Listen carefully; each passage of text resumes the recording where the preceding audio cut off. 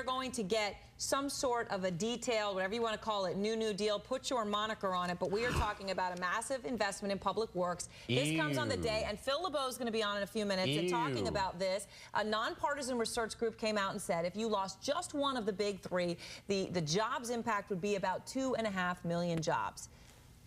This country can't afford to lose 2.5 million jobs. Well, can we afford to prop up 3 crippled companies that should have been bankrupt? But if the choice is propping them up because you can't lose the jobs or finding another thing for those people to do. Yeah, why do we lose that's not a choice. I don't understand that's not a choice. That's just pushing the problem into the future. I'll tell you this. I've been listening to all the chatter today about all the things that people are afraid that Obama's going to do, all the things they hope he's going to do. You know what I come to? I come to the idea that this guy has been elected because, as his own vice presidential running mate said, he's clean and articulate, he's charming, people like him, he's not George Bush, but then again, neither am I, but I didn't get elected. He's a blank slate.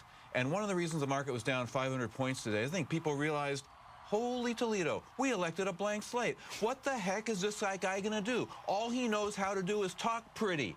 What the heck is he going to do? And the answer is nobody knows. And that's terrifying. He had incredibly specific plans. Don, to be fair, you got to read the internet, man. He had tons of specific plans about what he's going to do. The word incredibly is very carefully chosen there. Not incredibly specific plans. They're plans that, like in any campaign, change all the time. It's capital gains rate to 28%, capital gains rate to 20%. We don't call these plans, my friend. We call these campaign promises. Before we go here to Don Luskin, I think this jobs issue is significant. I want to give you a multiple choice just to find out what you do. With the big three. Do you let one of them fail? Just let it die, and whether it's 1 million jobs like the CEO of Chrysler said or 2.5 million like they said today, let those jobs go, let the economy figure out what to do with them. Do you prop up one of the big three so they don't fail, or do you help those people find a job? Which one do you pick? Yeah.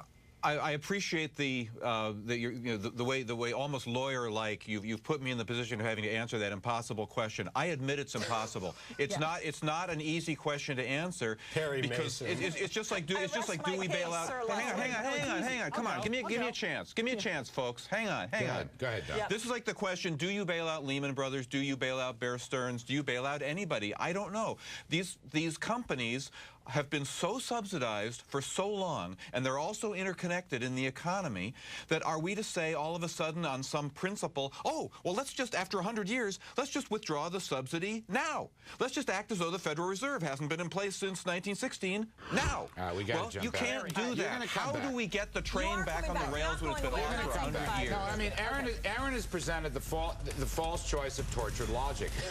All right, having already had a spirited discussion on the car business, we have decided to go right back to our investment experts to try to figure out how to make some dough with President-elect Obama after a bad day in the market today. You, my Jackie Gleason honeymooner scenario, I want to ask you, if you believe in a moderate Obama who will not inhibit growth, where do you invest? Or heard it a week or two back that an Obama victory would have a short-term positive in terms of psychology and might be a market buy. Are you still inclined to that view?